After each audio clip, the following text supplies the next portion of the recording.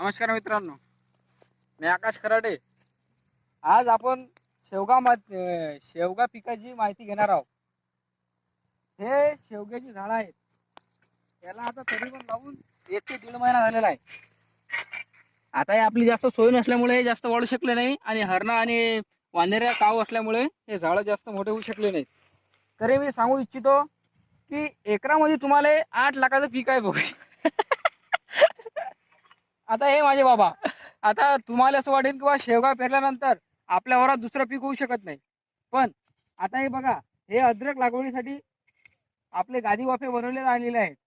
तरी मी सांगू इच्छितो, हे एका एकरामध्ये तुम्हाला 140 टन एवढं अद्रक याच्यामध्ये बनू शकते. आणि हे एकरभर आता मी शेवगा लावलेला आहे. याच्यामध्ये मला एकरी 4 लाखाचं उत्पन्न मिळेल. आता तुम्ही अनेक जण बघता, सगळे जण कपाशी लागवड करतात, सोयाबीन लागवड करतात, कोणी मूग पेरतं आणि त्यातून तुम्हाला काहीच उरत नाही. आणि कर्जबाजारी शेतकरी तेच दरवर्षी तेच पिकवतात, तेच आणि सावकाराला देऊन देतात.